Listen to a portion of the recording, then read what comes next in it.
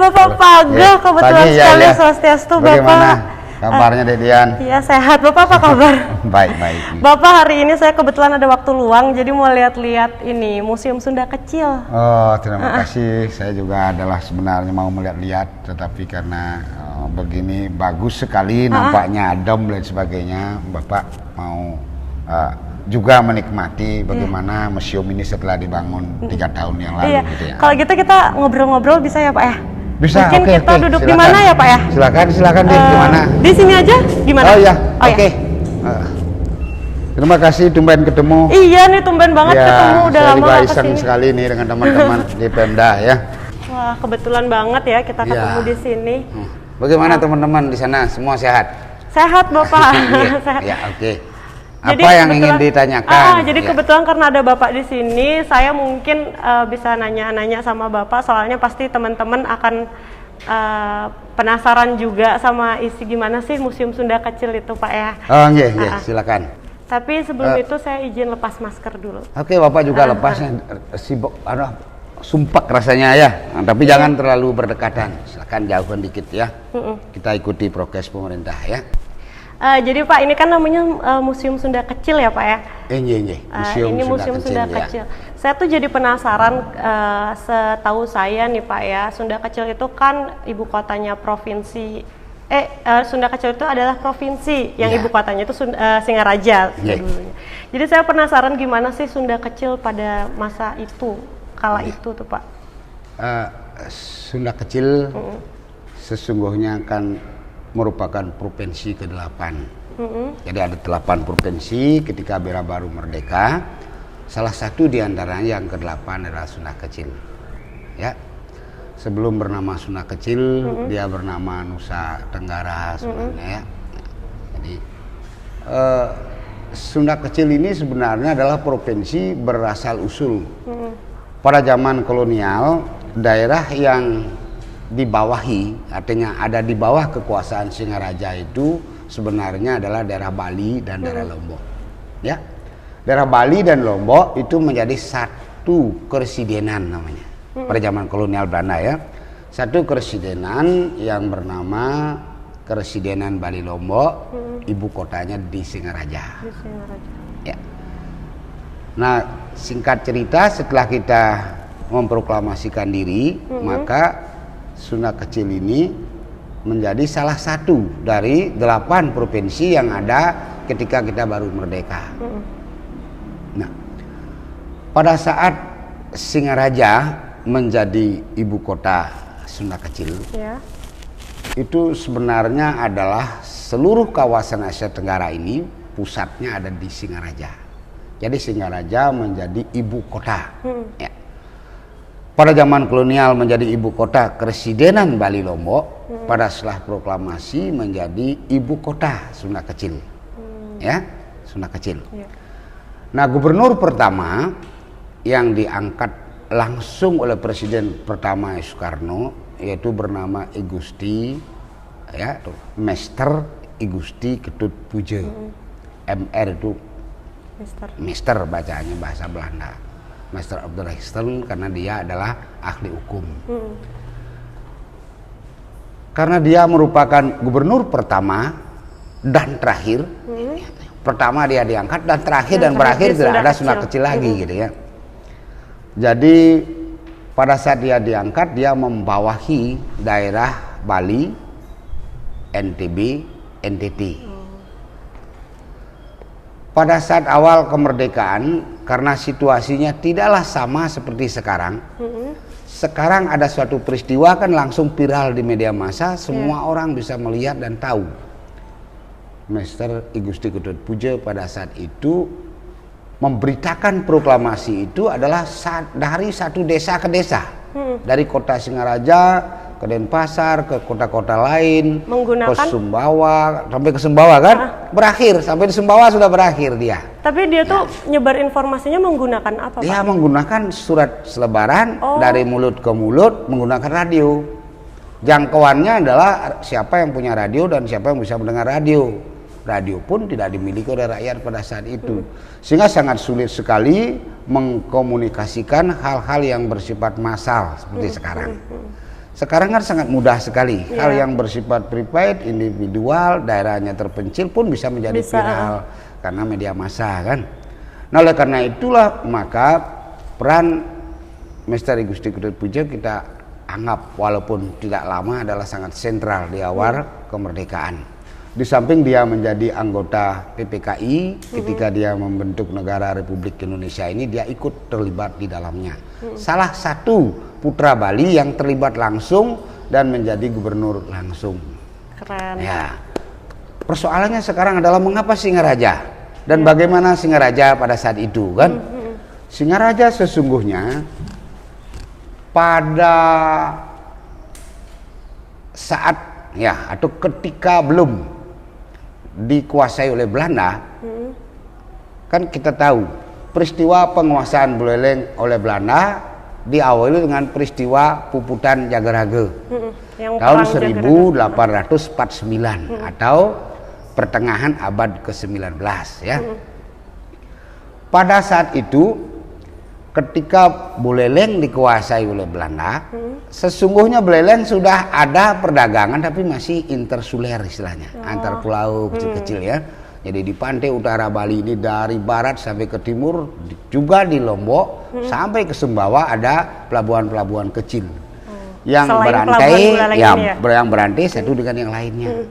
Satu di antaranya yang paling besar kiprahnya di daerah timur ini ketika zaman kolonial itu dipandang oleh Belanda, Singaraja. Mengapa Singaraja dipandang oleh Belanda kan? Karena pada saat itu kita tahu tahun 1819 telah berdiri Singapura. Singapura kan Inggris. Kapal-kapal Inggris pada saat itu ketika perdagangan Bali berpusat di Kuta dan Pasar, ya. Pedagang Inggris itu sudah banyak yang berlabuh di Pelabuhan Buleleng menggunakan kapal Inggris dan berbendera Inggris. Maka mata-mata Belanda melaporkan bahwa para kapal Inggris telah berlabuh di Singapura.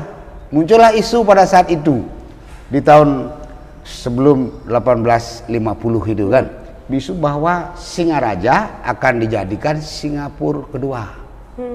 Ada Singapura, ada Singaraja. Singaraja akan menjadi Singapura kedua kan. Kenapa? Karena Belanda mencurigai juga hal itu.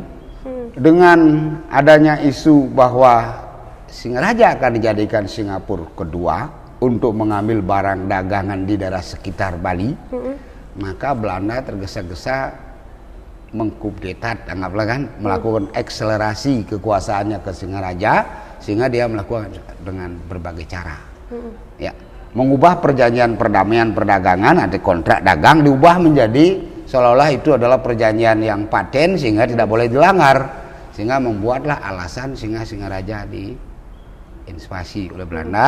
Mulailah perdagangan Kuta dipindahkan ke Singaraja, sehingga Singaraja menjadi berperan besar dalam perdagangan yang ada di antara Jawa dengan daerah lainnya di luar Bali, sehingga Singaraja menjadi pusat perdagangan di Nusa Tenggara. Karena pada saat itu Inggris sudah membuat jalur perdagangan yaitu Singapura, Semarang, Surabaya, Singaraja, dan Ampenan atau Mataram, terus ke Australia. Jalur ini adalah jalur lintas perdagangan Inggris. Siapa tidak tahu Inggris? Di mana ada ujung penting itulah Inggris yang punya. Misalnya kita lihat Gibbon di barat ya. Setelah itu Pulau Kereta, masuk ke daerah Timur Tengah itu terusan Suez dia yang bikin kan. Ke timur Sri Lanka, terus ke selatan Singapura, maka dicurigai Singaraja karena dia berujung dengan berhadapan dengan Pulau Jawa. Nah, oleh karena itu Belanda menguasai ini Singaraja. Jadi peran kota Singaraja pada saat itu sangat luar biasa sebagai kota kolonial kan, sebagai kota pusat politik karena dia menguasai kawasan Asia Tenggara, kawasan Asia Tenggara, dan untuk melihat Asia Tenggara apa yang terjadi di Singaraja Belanda. Setelah itu Singaraja juga menjadi tempat keluar masuknya barang, keluar masuknya peradaban, jadi pengaruh luar kan melalui Singaraja. karena pelabuhan udara belum ada. Sehingga Singaraja menjadi pusat sentrum baik peradaban, perekonomian, politik dan sebagainya. Khususnya adalah pada saat itu menyangkut daerah Sunda Kecil ini. Oleh karena itulah ketika Sunda Kecil ini menjadi satu provinsi, muncullah pergolakan di Sunda Kecil. Pergolakan yang menurut analisis Bapak secara historis, walaupun tidak dieksplorasi oleh siapapun, sebenarnya pergolakannya adalah bersumber pada anutan agama yang berbeda. Jadi penganut atau umat penganut yang berbeda. Berarti di sini udah banyak ya ada agama-agama itu ya Pak ya? Pada saat itu kan sudah Indonesia. Singaraja kan multikultur sebenarnya kan. Orang Bali kan kita lihat di sekitar pelabuhan ini kan, berbagai etnik ada di sini. Tetapi secara umum, mengapa Sunda Kecil terpecah menjadi 3 akhirnya setelah di bawah Singaraja itu membelah diri kan? Menjadilah Singaraja menjadi ibu kota provinsi Bali di tahun 58 ini. NTB ibu kotanya di Mataram kan. Setelah itu NTT. Kan pecah jadi 3. Kalau kita lihat struktur orang-orang yang beragama dalam 3 provinsi itu, kita bisa petakan bahwa Bali orang-orang Hindu mayoritasnya ya. Walaupun kita sebenarnya tidak mengenal mayoritas di Bali sejak zaman Panji Sakti kan. Bali Hindu, NTB Islam, ya sampai ke Sumbawa itu. Setelah itu NTT Kristen. Kan ada 3 pemetaan. Sekarang bagaimana kita ini tidak bisa ribut-ribut aja nanti? Pecahlah dia menjadi 3 provinsi, yaitu Provinsi Bali, Provinsi Nusa Tenggara Barat dan Provinsi Nusa Tenggara Timur kan. Jadi kan jelas. Jadi tahun 1958 itu terjadi pergolakan sebelumnya itu sehingga diambil keputusan untuk dijadikan 3 provinsi kan, berkembang terus provinsinya sekarang kan.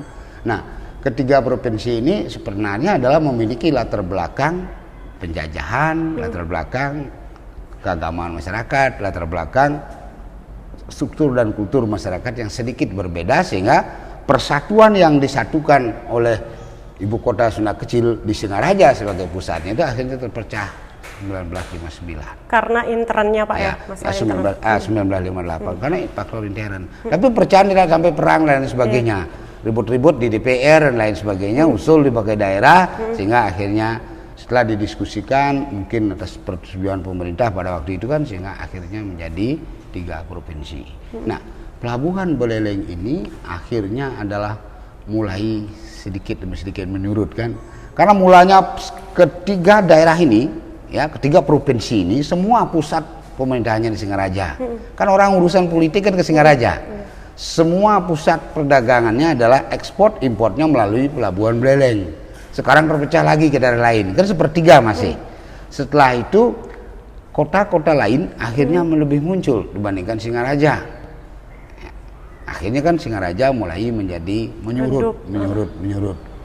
Setelah pindahnya ibu kota terus dari Singaraja ke Denpasar, Singaraja menjadi ibu kota kabupaten, Denpasar menjadi ibu kota provinsi. Mulailah kantor-kantor yang ada di Singaraja ini, misalnya kampus bawah tempat Bapak bekerja itu kan, dulu itu adalah kantor keuangan. Maka pindah ke Denpasar keuangannya kan, kantor pusat kantor pajak pindah ke Denpasar, pusat perdagangan ya pindah ke Denpasar dan sebagainya. Sehingga mulailah di sini ditinggalkan oleh pusat-pusat pemerintahan, pusat-pusat bisnis dan sebagainya. Mulailah Singaraja itu sedikit demi sedikit akhirnya seperti menurun posisi strategisnya setelah tahun 1959 itu. Setelah dia dipindahkan ibu kota provinsi ini ke Denpasar. Ditambah lagi setelah di Denpasar dibangun lapangan Ngurah Rai. Orang sekarang terbang di luar negeri kan langsung ke Ngurah Rai di Denpasar. Tambah lagi pusat lain seperti pusat pariwisata di Denpasar. Dan itu ada sebenarnya di situ notulen atau apa namanya lah komitmen politik pada saat itu bahwa pelabuhan benua itu sebenarnya adalah akan dipindah ke Singaraja. Singaraja tetap menjadi ibu kota pelabuhan laut kan, sehingga tidak terjadi. Sehingga barang-barang yang lain pun turun di benua Bandung masih kan. Nah, Singaraja menjadi mulai sepi. Oleh karena itu pemerintah melihat di tahun 1970-an itu, terutama 1979 itu, Singaraja ini perlu redefinisi karena pelabuhan Buleleng ini tidak terlalu berperan penting lagi seperti itu. Karena perannya hanya digunakan untuk mengimport kayu dari daerah Kalimantan dan sekitarnya itu. Sehingga pelabuhan ini dipindahkan ke Celukan Bawang di tahun 1970.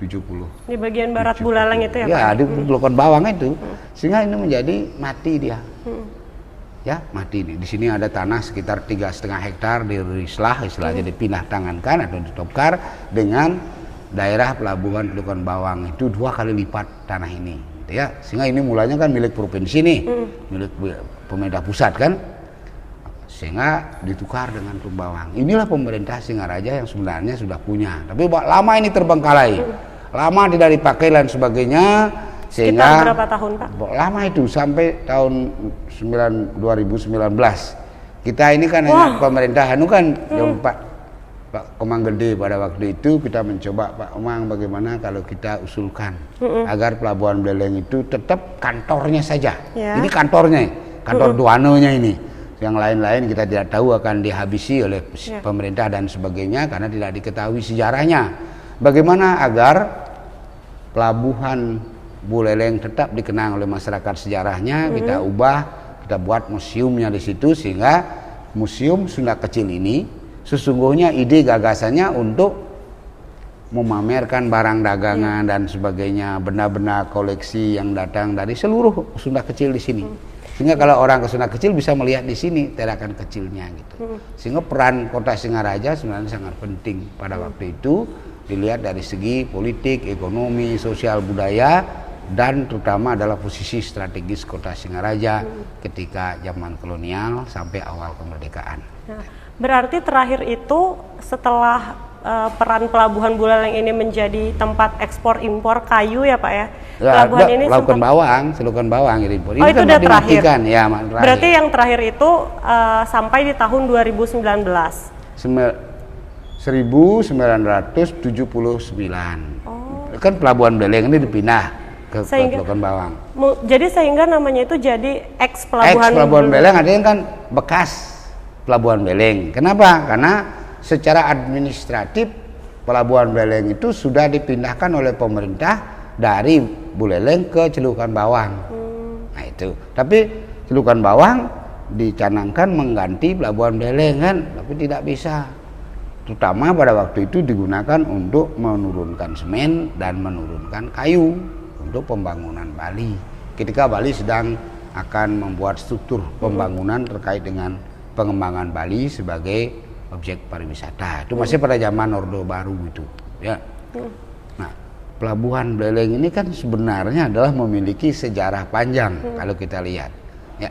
Jadi anunya itu sebenarnya ketika darmaganya itu kan tiang-tiang darmaga ketika Bapak kuliah di sini itu adalah masih bisa kita lancong-lancong di atas darmaga itu. Tapi karena diubah statusnya sekarang dari dulu berarti ya? Dari dulu itulah kapalnya bersandar di dalam kan, tapi orang naik di situ ya. Oh, sekarang jadi Resto Apung ya Pak? Resto Apung lah di situ ya, tapi kan kita tahu kalau tidak ada duit siapa orang mesti ke Resto Apung kan? Kalau duitnya di sini banyak baru orang di mana-mana kan bisa belanja. Jadi saya paham kenapa Singaraja itu banyak sekali bangunan-bangunan tua khas Belanda gitu ya, karena memang di sini ternyata pusatnya. Singaraja itu adalah hampir setengah abad lebih dulu dijajah oleh Belanda dibandingkan dengan kota-kota lain. Belanda tahun 1850 ya, 49 itu kan 50. Prajaga-raga 1 1848, 2 adalah 1849 ya. Setelah itu Buleleng dikuasai oleh Belanda. 1850 lah itu. Sampai tahun 1906 baru Badung 1906. Kan hampir 50 tahunan itu. Duluan Singaraja dijajah oleh Belanda. Oleh karena itu Singaraja sudah terbiasa dengan pengaruh luar, ideologi luar, pengaruh barat yang pada hakikatnya adalah dibawa oleh kolonial Belanda, gitu, oleh kolonial Belanda. Bahkan Belanda sampai membuat beberapa hal yang terkait dengan kejati diriannya Belanda di Singaraja masuk ke dalam hal-hal yang sesungguhnya sulit dimasuki. Misalnya ke pura orang Belanda naik sepeda gitu kan, itu struktur paling dalam kita itu. Ke pura bisa dibikin relief kan? Iya, yang di pura itu ya Maduai Karang itu. Apa yang dia mau sebenarnya dia bisa. Tapi menggunakan ilmu pengetahuan sebagai dasar untuk menguasai kita, ya. Sama dengan kita misalnya harusnya di Prapadan Agung itu kan berisi catur muka kan, atau patung yang berhubungan dengan Dewa Ngempat di Bali itu. Dia isi jam dinding, itu kan, itu Belanda. Nah oleh karena itu peran Singaraja sebenarnya sangat penting. Oleh karena itulah museum ini dibangun sebenarnya adalah untuk mengingatkan itu. Sehingga tidak habis dan tidak akan kehilangan jejak. Dan ini satu-satunya yang tersisa. Sebenarnya gedung Imako, sebenarnya gudang itu kan yang sekarang menjadi tempat manten itu kan, itu gudang-gudang dari pelabuhan itu dulu.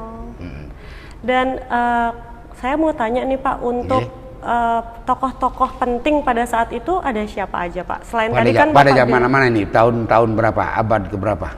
Pada saat pelabuhan ini masih berfungsi. Kalau seperti Bapak tadi kan ada sebut Bapak Mr. Ketut Puja ya? Iya. Lalu setelah itu yang lain ada lagi nggak Pak kira-kira? Kalau Mr. Ketut Puja kan tokoh sebenarnya ketika pelabuhan ini sebenarnya adalah sudah tidak terlalu ramai lagi. Karena situasi perang. Situasi perang dunia pertama, perang dunia kedua kan, sehingga kekucar-kacir perdagangan lain sebagainya. Kapal ekspor impor tidak ada, orang masuk ke Bali juga takut karena situasi revolusi kan. Datangnya Mr. I Gusti Ketut Puja sebenarnya menyatukan situasi pada situasi revolusi, revolusi fisik ya. Gitu ya. Tapi yang berperan bagaimana pelabuhan ini besar di kota Singaraja sesungguhnya adalah lebih banyak dimainkan oleh para punggawa, oleh para raja sebelum Belanda, dan selanjutnya adalah Belanda, namanya residen, ya residen Belanda. Sehingga peran penting pelabuhan Beleleng sesungguhnya itu dimainkan oleh orang-orang atas, oleh pemimpin. Terus misalnya contoh sekarang, siapa yang bisa memajukan atau memundurkan pelabuhan Beleleng ini? Iya, Pak Bupati atau Pak Gubernur atau Pak Presiden. Karena yang di bawahnya bisa berbuat apa? Ya, coba lihat aja misalnya adik punya jembatan tua kan, jembatan itu kan untuk kendaraan. Coba masuk terus di jembatan itu kan ketemu toko, itu berarti toko-toko yang ada jalan Erlangga itu adalah jalan di masa lalu. Yang kalau dilihat sejarahnya di tahun 2002an itu sudah habis Sherpa-nya itu. Sherpa itu adalah sewa jangka panjang 75 tahunan ya, sehingga kita lihat dokumennya itu di arsip di Jakarta. Kalau dulu Bapak meneliti ketika meneliti tentang perdagangan komoditas lokal di pantai utara Bali, ketika Bapak masuk di Gajah Mada kita temukan dokumennya itu ya. Dokumen itu sebenarnya adalah sudah selesai erpahnya itu, kontrak-kontraknya itu. Ya kalau pemerintah mau, Pak Bupati misalnya mau ya, bersihkan itu, buka pelabuhan Beleleng kembali sebenarnya jadi tempat rekreasi yang bagus dan lain sebagainya. Apa kesini kan terbuka lautnya, kan terbuka di situ kan, betapa indahnya. Orang lalu lihat gitu kan, pindahkan dagangnya ini ke tempat tertentu, ke tanah-tanah yang sebenarnya masih tanah pemerintah banyak yang belum tertata dengan baik. Banyak aja tanah pemerintah tapi bukan pemerintah Beleleng yang punya, sehingga Belelengnya menjadi sulit. Ada tanah-tanah yang disisakan oleh gubernur itu dulu kan, karena gubernurnya dipindahkan, masih banyak tanah-tanah yang tidak terpakai. Tapi itu adalah statusnya milik pemerintah pusat atau gubernur. Tetapi gubernur tidak ada kepentingannya di sini misalnya ya. Tapi saling lama tidak mengurus karena bupati kita hanya 5 tahunan kan, sehingga urus sudah selesai pada masa pemerintahannya, tidak diurus terus seperti itu, sehingga tersisalah beberapa bangunan tanah-tanah kosong yang sungguhnya atau rumah-rumah tua yang menjadi seolah-olah tuannya itu tidak jelas. Orang mau membangun tidak berani, tidak dibangun tidak baik, sehingga banyak pemerintah kita menutup dengan spanduk, buatkan spanduk kan, misalnya di sebelah barat kampus itu, kan ada ruang-ruang kosong, tanah-tanah kosong, itu di batalion timur situ kan, banyak itu, jadi seperti itu. Oleh karena itu jika ditata dengan baik, Singaraja sesungguhnya kota terbaik di Bali. Ya, bahkan di Asia Tenggara. Kalau dilihat dari tata kota yang dibangun oleh kolonial Belanda, itu sudah zaman Belanda loh. Sedangkan kota-kota Badung ya, Gianyar itu kota kerajaan, kecil-kecil dia itu. Tidak ada gede-gede seperti di sini. Master jalannya adalah sudah memang untuk kendaraan. Bayangkan misalnya di depan kantor bupati kita kan, di Kembar Singa Ambara Raja itu. Di Tugu Singa. Itu ada sempadan kolonial. Lihat rumah yang paling ujung di sana itu kan, rumahnya Bu Gedong itu kan, rumah bekas gubernur Sunda Kecil itu, gubernur Bali itu. Rumah kan mundur, rumah tua itu. Seluas itulah seluruh daerah yang ada dari selatan sampai ke daerah pelabuhan lowong di depan rumah. Itu semua sempadan kolonial. Ya, baik di timur maupun di barat jalan. Betapa indahnya Singaraja jika tidak diganggu, jika masih, nah kita berandai-andai kan, jika masih Belanda menguasai. Tidak akan ada warung naik, ya, membuat dagang masuk ke dalam kan, membuat bank masuk, membuat toko motor, sepeda motor masuk ke dalam, nggak ada. Plus gitu jalan ke anu itu. Itu sempadan kolonial namanya, itu ada sekitar hampir 20 meter itu ke belakang rumah itu tidak boleh dibangun nih, kosong terus. Di timur juga kosong. Ada yang tersisa kan? Misalnya adalah yang ditempati oleh yang masih sempadannya oleh Kodim itu. Ada rumah-rumah tua, yaitu bekas rumah bola di depan taman kota itu kan mundur itu, yang sekarang terbengkalai karo-karoan itu.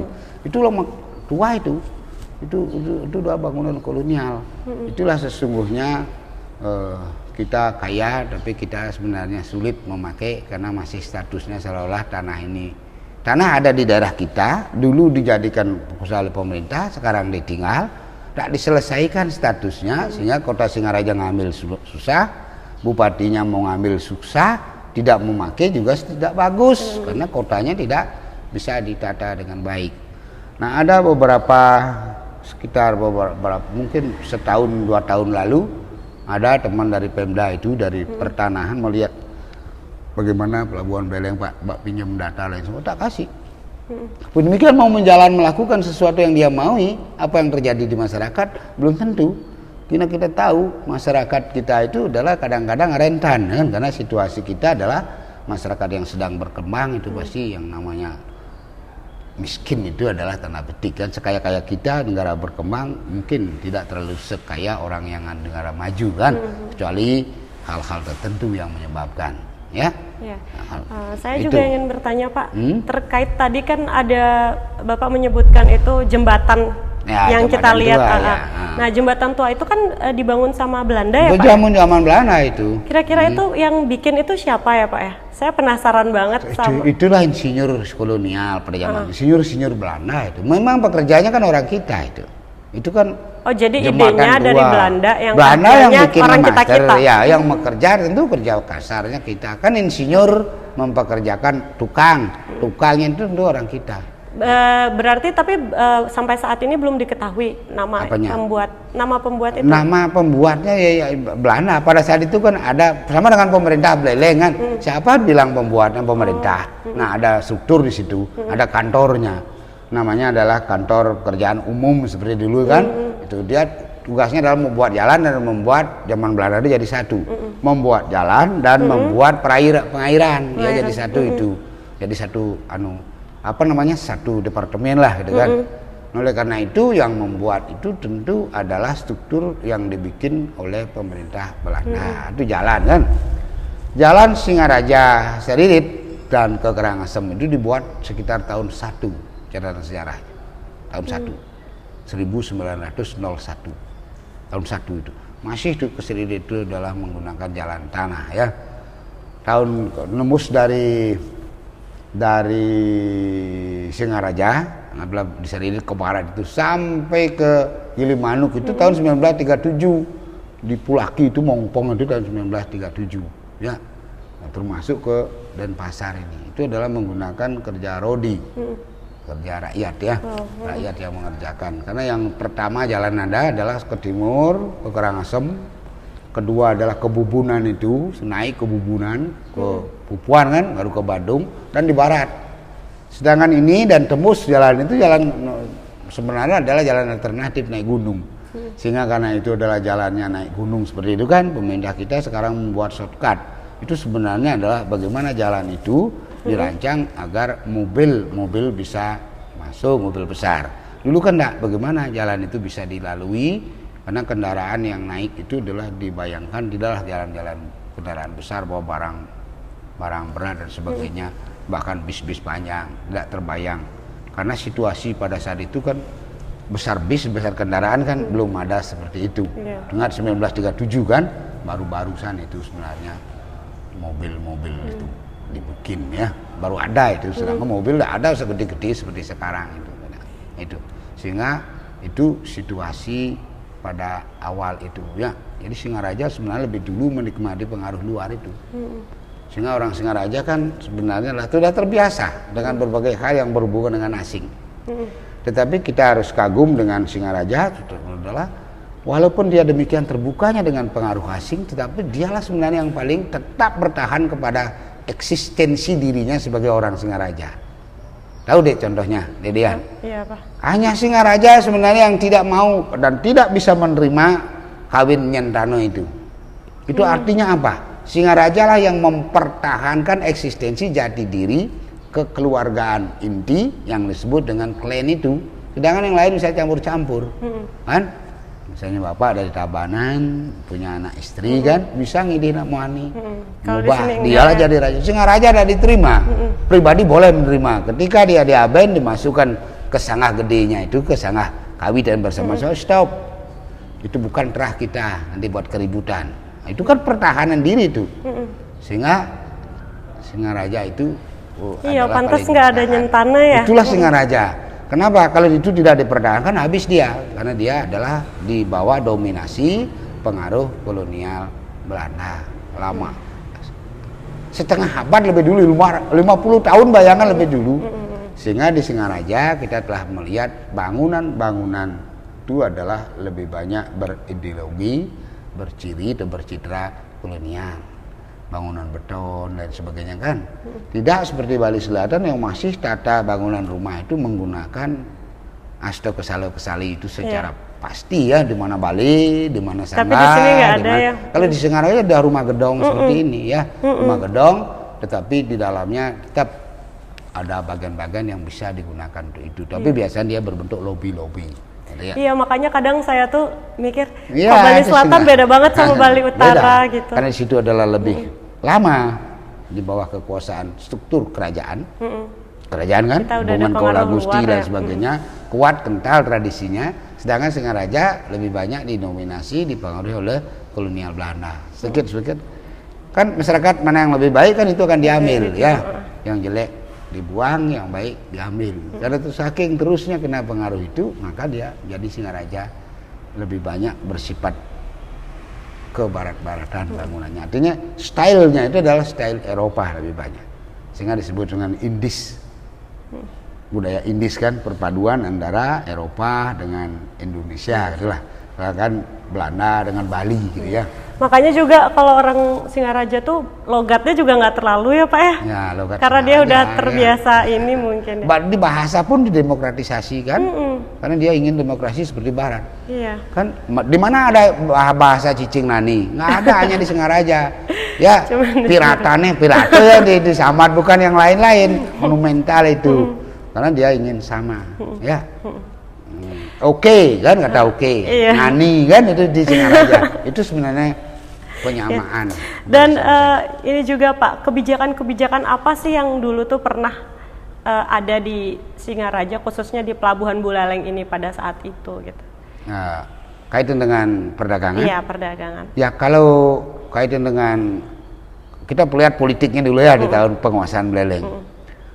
Ketika Pelabuhan Buleleng digunakan sebagai tempat akan menyerang Jagaraga kan, ada catatan yang ditulis oleh orang Belanda, Witsel namanya penulisnya itu ditulis tahun 1859 ya, 9 tahun setelah peristiwa perang Jagaraga. Itu kan masih dekat sekali kan, bahwa di Pelabuhan Buleleng dan Sangsit ini, dari Buleleng ke Sangsit itu berjejer hampir 49 kapal perang. 49 kapal perang, bayangkan, berjejer di Pelabuhan Buleleng dan di Pelabuhan Sangsit. Itu artinya apa? Pelabuhan Buleleng sebagai pelabuhan alam, dia bisa dilabuhi kapan saja oleh kapal besar dan kecil. Sekarang pun walaupun ini tidak jadi pelabuhan kan, kapal-kapal raksasa itu, yaitu kapal anggaplah itu kapal turis itu ya, disebut dengan kapal pesiar itu bisa berlabuh di sini. Di Teluk Kembawang nggak akan bisa, walaupun sama-sama pelabuhan. Kenapa demikian? Kandas di bawah. Oleh karena itu Belanda menetapkan Pelabuhan Beleleng ini sebagai daerah pusat. Kenapa? Pusat perdagangan, pusat politik. Sehingga peran politik, peran perdagangan, peran perekonomian itu kan dekat itu. Belanda ngapain ke Indonesia dan ngapain ke Bali? Dia cari duit. Kemana dan bagaimana saya cari duit? Bertani atau berdagang. Setelah dia menghasilkan pertanian, kemana kan perdagangan kan? Baik perdagangan didapat barangnya dari luar ke dalam ke Bali, sehingga importnya besar. Tapi import kan masuk. Terbesar pada zaman kolonial itu adalah candu. Sehingga peran Pelabuhan Beleleng pada zaman kolonial itu adalah peran terbesarnya sebenarnya adalah import candu. Tahun 1850-an itu. Ya, dari Cina dibawa ke sini, kan perang candu ada di situ kan, itu daerah pusat candu dibawa ke Singaraja. Dari Singaraja baru ditransfer ke daerah lain atau dikirim ke daerah-daerah lain dari Singaraja. Itu pelabuhan. Jadi import candu, pengendalian perdagangan melalui Pelabuhan Beleleng oleh Belanda ini menjadikan pusat ekspor import, menjadikan tempat keluar masuknya berbagai hal berhubungan dengan Bali dan berhubungan dengan kolonial. Itu di Singaraja, ya. Nah peran itulah yang tidak ada sekarang di Singaraja, sehingga Singaraja memang besar tumbuh adalah sebagai kota pelabuhan. Singaraja, kota Singaraja adalah kota pelabuhan. Karena pelabuhan dia menjadi kota, itu namanya kota pelabuhan. Jadi kota Singaraja itu hidup mendapat susu, dapat makan, dapat beras, mendapat uang dari pelabuhan. Ya, itu namanya kota pelabuhan. Kalau pelabuhannya sekarang dipindah mati, maka tidak ada tempat makan, tidak ada penghasil makan. Jadi tidak menghasilkan susu. Kalau anehkan ini kerbaunya nih, ya, mencari susu, hilang kerbaunya, hingga tidak ada. Sehingga Beleleng tidak lagi bisa menyebut dirinya sebagai kota pelabuhan. Karena pelabuhannya sudah tidak ada. Apa yang dipikirkan oleh Belanda, diteliti oleh Belanda, dibikin oleh Belanda, kita ganti dengan pemikiran kita. Ya, kita menjadi kota apa Singaraja? Pelajar. Mana ada Mana ada perhatian besar pemerintah kan tidak. Loh, ini Undiksa, ini bangunan. Kan diambil gedung Singaraja. Kampus kita itu. Kalau misalnya ini Pemdanya sekarang ini kan kita bikin kedokteran Harapan Bapak ini sebagai Undiksa ambil itu gedung kesenian itu bandingkan Bengkalai, pakai di rumah sakit di situ Singaraja kan banyak orang ke Singaraja berobat, orang-orang Sumenep dan orang-orang Kangean yang ada di Madura itu kan ke sini berobat, masuk aja di situ dan sebagainya. Tapi canangan Singaraja sebagai kota pendidikan itu baru hanya tanda petik, aksinya belum ada. Tetapi niat pemerintah sudah ada.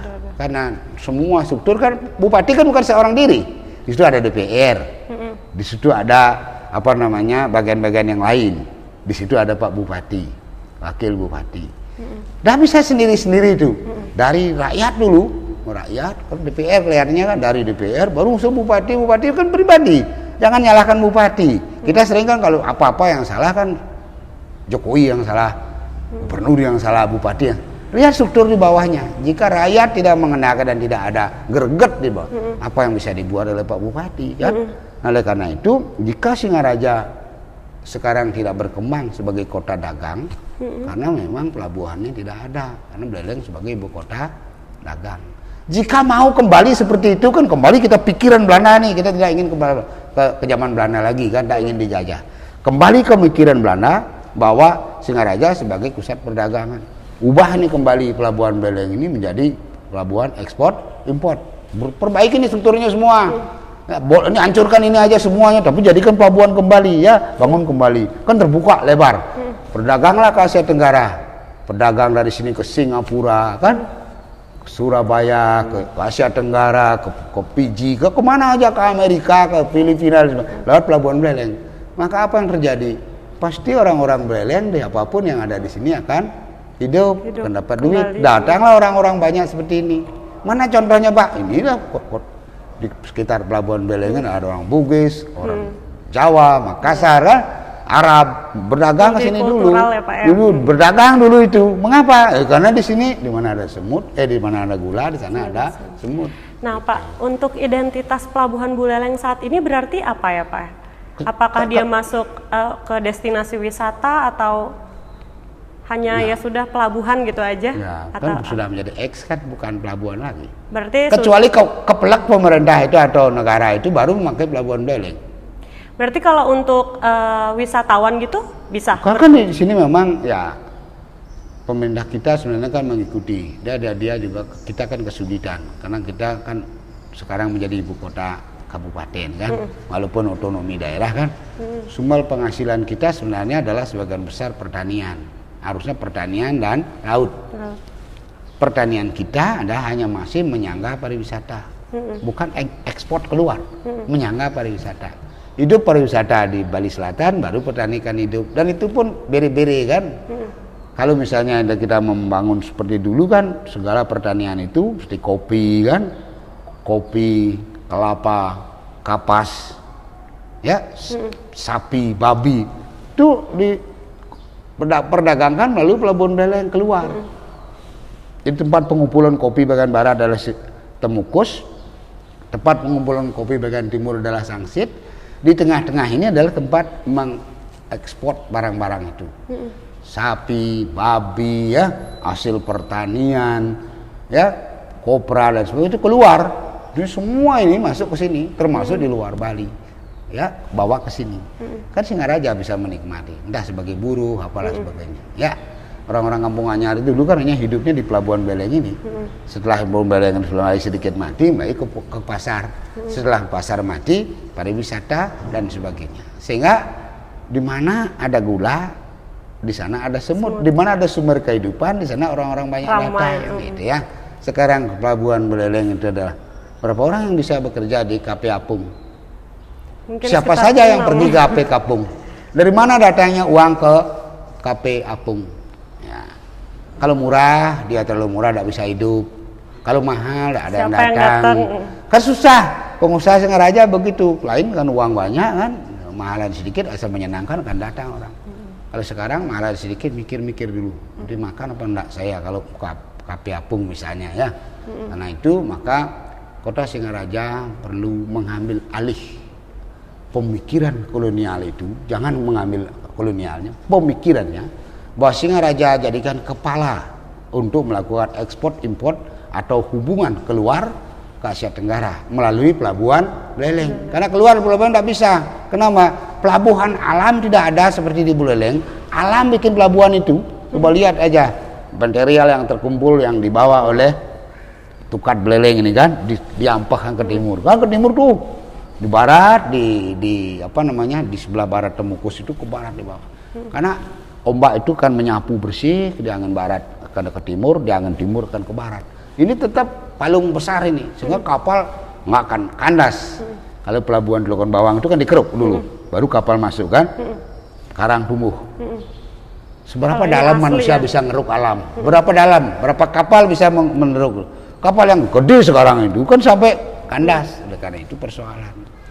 Oleh karena itu kita tidak boleh menyalahkan siapa-siapa satu bidang ini loh itu, apalagi nuansanya politis kan.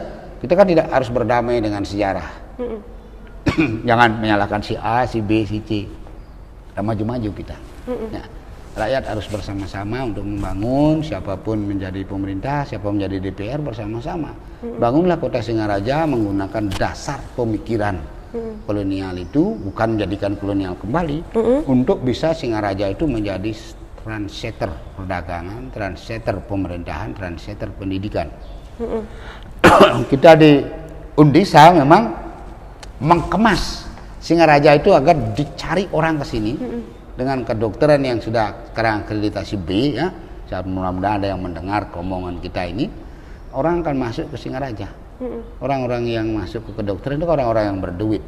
Dengan demikian belanjanya kan lebih banyak di Singaraja. Kosnya jadi, ya, warung makannya jadi, tempat rekreasinya jadi. Kalau orang sudah berduit, kalau orang-orang yang masih ke bawah itu kesini pun dia sekolah mencari beasiswa. Kalau tidak dapat beasiswa ada sekolah, apa yang dibelanjakan?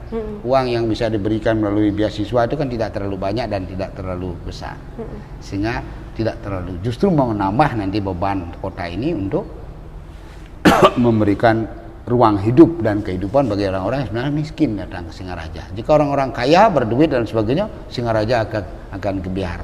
Oleh karena itu pemikiran makro seperti itu penting bagi kita untuk kita jadikan Singaraja ini ke depan itu bervisi seperti visinya Panji Sakti. Kita harus belajar, kalau tidak mau dari Belanda, dari Panji Sakti. Panji Sakti itu bervisi bagaimana dia bisa menguasai daerah pusat-pusat perekonomian, bukan hanya di Bali kan. Dia dari ke Karangasem, Pandai Tora Bali dikuasai. Bukti itu dulu adalah milik Bangli, diamili. Daerah Bukti ke timur sampai Kubu itu Bangli punya, diamili. Setelah itu sampai ke Blambangan. Dia sebenarnya ingin mencari daerah segitiga emas, Madura, Surabaya, Bali. Panji Sakti berkuasa sampai Blambangan kan. Itu visinya agar bisa Singaraja ada hidup, bisa menjadi negara besar, kerajaan besar untuk bisa menguasai wilayah yang bisa di bawah kendali Panji Sakti. Kalau tidak mau belajar dari Panji Sakti, belajar dari kolonial Belanda. Pemikirannya, jangan perilakunya. Kalau kita belajar dari Belanda, saya mau belajar dari Belanda Pak, gitu ya, menjadi lebih Belanda dari Belanda. Dalam urusan birokrasi, dalam urusan apa kan, mengutamakan kulit ketimbang isi, menjadi lebih Belanda dari Belanda kita. Kita bukan penjajah, tapi lebih kejam dari penjajah. Kalau kita diberi kekuasaan. Oleh karena itu hati-hati dengan kekuasaan itu, kecil apapun itu akan berpengaruh kepada pribadi orang yang megang kekuasaan. Nah, oleh karena itulah maka kalau kita berpikir secara jernih, pelajaran sejarah yang bisa diambil adalah jalan pikiran orang, sehingga terapkan hari ini dengan jalan pikiran manusia-manusia hari ini untuk dilakukan menghadapi tantangan hari ini. Tantangan kita kan tidak kedatangan orang Singaraja, tanahnya luas, bagus ya, tapi tidak datang. Bagaimana orang datang ke sini? Mengharap dari Denpasar, membuat shortcut. Kan masih ada ekor kita. Harusnya kita membuat pelabuhan ini menjadi besar, mengundang orang lain datang ke sini, sediakan struktur yang bagus ya. Bangun pelabuhan Temukus, Sangsit, Beleleng, turunkan kapal-kapal ke sini, datang, turun dia di sini. Ya. Baru kita akan bisa mendapat bagian. Nginap di sini. Jangan dari Denpasar datang bis, setelah ini pelabuhan Belelengnya saya lihat. Orang datang banyak itu. Datang ke sini, setelah itu tidak nginep, transit sehari, ya makan-makan di sini, buang sampah, kencing di minum WC, bayar sedikit, parkir kan. Setelah makan dia bawa nasi dari luar, pulang lagi, kan?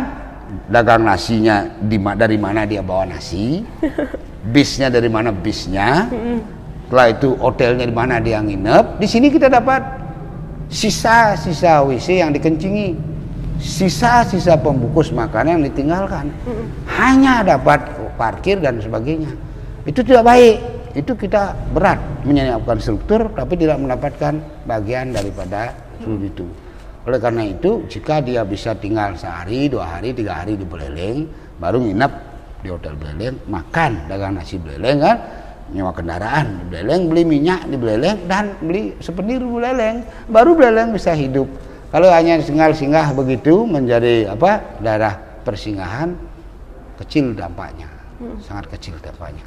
Oleh karena itu pariwisata tidak hanya menyediakan struktur kan, harus menyediakan penginapan, hiburan kan, penginapan, hiburan dan kebutuhan lain yang bisa dibutuhkan. Itu. Nah itu.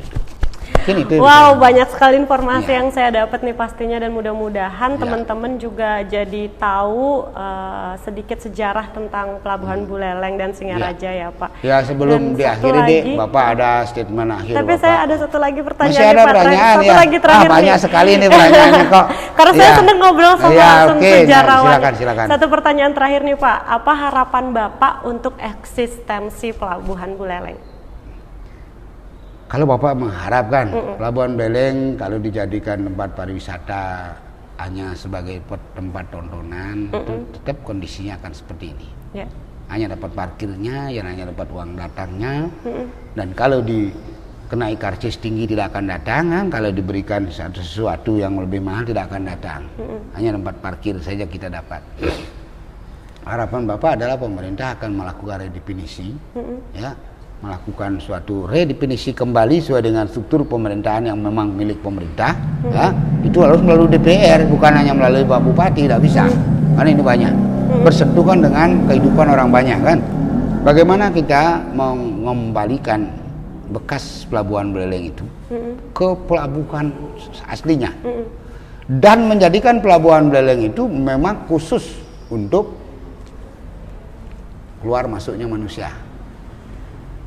Karena keluar masuk manusia tentu membutuhkan kenyamanan yang berbeda dengan barang, ya. Bikinlah pelabuhan ini menjadi besar, ya. Itu pelabuhan alam itu tidak perlu membuat dermaga, tidak buat pelabuhan, tapi dermaga aja sudah selesai, ya. Sekoci kan mengambil nantinya. Sedangkan kalau ini sudah bagus, tempat pakainya bagus kan, toko-toko itu kalau dipindah ke tempat yang lain, dia berdagang di tempat lain, kalau manusianya banyak kan, kadang-kadang kan begitu, datang orang, lu mau apa? Mau duit apa mau apa? Gitu kan. Jangan gusur toko saya, kalau itu milik negara misalnya. Ini tidak untuk siapa-siapa. Demi kebijakan publik kita harus mengharapkan kembalinya pelabuhan ini menjadi pelabuhan seperti apa adanya, sehingga Singaraja tetap menjadi ibu kota pelabuhan. Ya, Singaraja sebagai kota pelabuhan. Jangan Singaraja dijadikan kota pendidikan, tidak akan mengalahkan Jogja kita, tidak mengalahkan Denpasar. Ya. Untung ada Undiksa, seandainya Undiksa sudah dipindah di tahun 1994 dan ke Denpasar, habislah kita, ya. Tetaplah masih bisa hidup, tapi akan cari makan yang lain, mengulang lagi pembangunannya, ya. Jadi Singaraja itu sebenarnya adalah diselamatkan oleh Undiksa, kalau orang mengerti. Berapa orang datang ke Singaraja cari makan, kuliah, kos, ya. Bagaimana situasi Singaraja ketika online? Tidak ada daring, semuanya sepi, dagang-dagangnya mengeluh, bemo apalagi bangkrut, ojek tidak jalan, ya. Coba bayangkan, itu pendidikan. Oleh karena itu harapan Bapak palingkan pelabuhan ini adalah menjadi pelabuhan transport import manusia, bukan lagi barangan, manusia untuk pariwisata lah, pendidikan lah. Jadikan ini adalah tempat sarana memang dibangun untuk ke Semarang lah dari sini dengan bagus, untuk ke ujung pandang di pelabuhan, ya. Memang disediakan, dipromosikan. Setelah itu baguskan ini ditata dengan baik, mana hak pemerintah, mana hak pribadi, kembalikan ya, sehingga pemerintah itu menjadi bagus mengelola. Setelah itu kita akan menjadikan Singaraja ini menjadi lebih baik dari sebelumnya. Maka disitulah peran Singaraja menjadi kota pendidikan akan sangat penting, ya. Di samping peran Singaraja sebagai, anggaplah kita menjadi pariwisata, ya. Pariwisata yang dikembangkan di Singaraja tentu pariwisata alam, pariwisata religi, pura-pura tua kita di Singaraja, yang Garo gunungnya kita, ya. Setelah itu hutan-hutan yang masih bagus digunakan untuk bersemedi. Setelah itu daerah-daerah yang adanya Garo gunungnya, baik dari timur ke barat, itu ada hulu tebennya yang bisa dikemas menjadi objek wisata alam. Nah itu tentu membutuhkan satu perencanaan jangka panjang kalau kita memang demi masa depan Singaraja. Nah sebagai orang yang hidup di Singaraja merasakan sekali bahwa apa yang telah dilakukan oleh pemerintah itu semua sangat besar sekali, termasuk membuat ini kan sebenarnya dalam rangka itu.